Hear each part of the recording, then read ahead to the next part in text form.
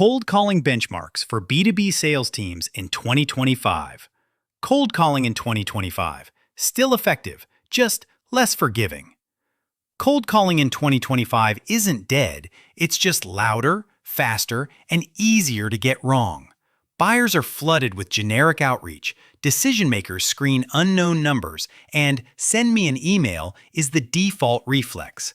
That's why the teams winning on the phone aren't relying on hustle alone.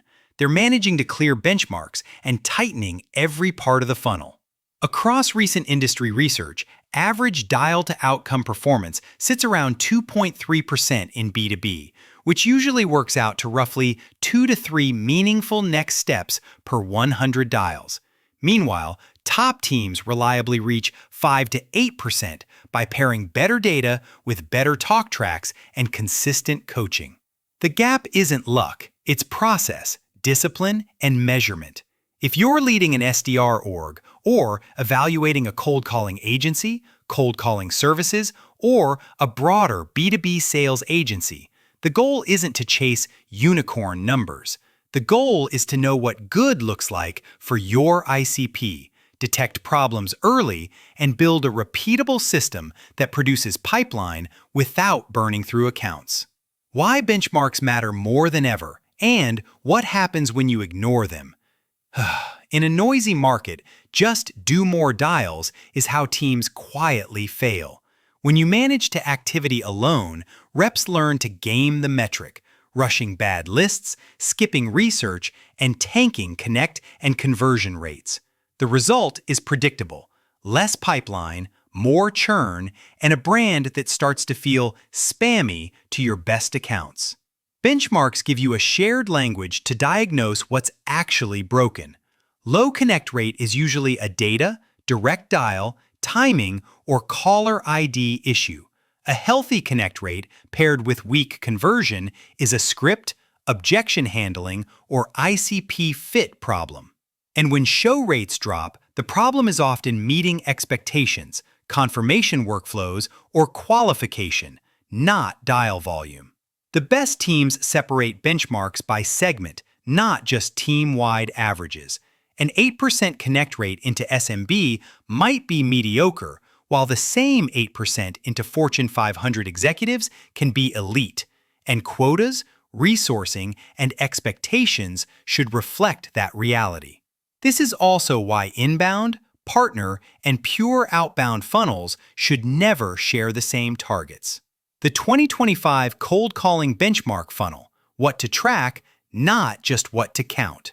Cold calling benchmarks only work when you track the full funnel: dials, connects, quality conversations, meetings set, meetings held, and downstream pipeline.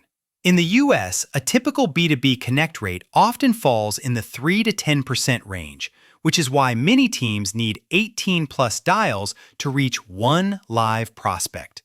That math makes list quality and direct dial coverage a force multiplier on every other metric. At the conversion layer, average dial-to-meeting performance commonly lands around 2.5%, roughly 1 meeting per 40 dials, while top performers reach 5 to 8%, often 15 to 20 dials per meeting. That difference is why more calls is rarely the highest ROI lever once your team is already working a reasonable activity range. Coaching, targeting, and cadence completion usually move the needle faster than pushing reps toward unrealistic volume. Use the table below to set a starting point, then refine by persona, ACV band, and channel, outbound versus inbound follow-up versus partner leads. The fastest way to mismanage an SDR team is to treat all leads like they're the same temperature and all buyers like they respond the same way.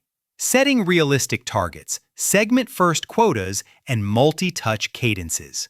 Most B2B teams underperform because they set one blended goal and hope it applies to every persona and deal size. Instead, benchmark by segment, industry, title, company size, region, and align activity to the difficulty of the audience. What looks like low volume for transactional SMB can be the correct pace for enterprise outreach, where each conversation requires nuance and deeper discovery. Cadence design is where performance is won or lost in 2025. It takes about 8 call attempts on average to connect with a prospect, yet many reps quit after 3 to 5 touches, leaving reachable pipeline on the table. A modern sales development agency approach is to run 8 to 12 call attempts over 2 to 3 weeks, interleaving calls with email and LinkedIn outreach services so each touch makes the next one more likely to land. Quotas should also pass a simple math test. Can a rep hit target without superhero assumptions? In many B2B tech benchmarks, SDRs average around 44 to 45 dials per day and carry meeting quotas near 21 per month, with roughly 68% of reps hitting quota. If your model demands 100 quality dials plus deep research and still expects multiple meetings a day, you don't have a motivation problem, you have a system problem. If you want more meetings without more dials, stop coaching activity and start coaching conversations. How top teams beat the averages: coaching, talk tracks, and meeting quality. Once your team is hitting a reasonable activity floor, the highest leverage work happens inside the live conversations. That means weekly call reviews focused on intros, objection handling, and how reps transition to the ask, because that's where average reps stay average. In practice, you can often move a team from decent activity to strong outcomes without increasing dials by improving how reps earn the next step. Training isn't a perk in 2025, it's a conversion strategy. Research shared by multiple sales training analyses shows average cold call conversion around 2.35%, while teams investing in daily training and role play have pushed outcomes toward 9.03%, nearly a 4x lift from the same list and dial volume. That's exactly why we recommend treating coaching like a daily operating rhythm, not an occasional enablement session. Meeting quality is the other silent multiplier. If SDRs set meetings that no-show or get disqualified in 5 minutes, your dashboards can look green while your pipeline stays flat and AEs lose trust in the calendar. Track show rate and downstream qualification by rep, and coach for clear next steps, tight agenda setting, and simple confirmation workflows that protect both the buyer's time and your team's reputation. The most common benchmark killers and how to fix them fast. The first mistake is managing to raw dials instead of full funnel benchmarks. Dials are easy to count and easy to game, so they should be a minimum expectation, not the scoreboard. When you shift scorekeeping to connects, quality conversations, meetings held, and opportunities created, behavior improves because reps are rewarded for outcomes, not motion. The second mistake is quitting after 1 or 2 attempts, then calling it lack of interest. The average prospect is busy, not hostile, and with 8 attempts often required to connect, cadence completion rate becomes a core operational metric. Fix this by standardizing touch plans, varying call times. Early and late windows often outperform random midday dialing, and ensuring every attempt adds something new instead of repeating the same script. The third mistake is applying one benchmark to every persona and deal size, then drawing the wrong conclusion from the data. Enterprise buyers can be harder to reach and slower to convert, so raw meeting counts may be lower even when the program is healthy. Segment your reporting by ACV band and role, then adjust targets and comp so strategic outbound doesn't get punished for being appropriately selective. Operating the engine: data, onshore versus offshore, and when to outsource. In 2025, list quality is a force multiplier on every benchmark, especially connect rate. Verified direct dials, consistent list cleaning, and clear ICP definitions can add several points to connect rate and cut dials per meeting dramatically. Whether you run this internally or through list-building services, treat data hygiene like revenue infrastructure, not admin work. Teams also need to be realistic about onshore and offshore performance. Some analyses show domestic cold callers can outperform offshore reps by up to 2 times on conversion and perceived call quality, particularly on complex B2B deals where nuance matters.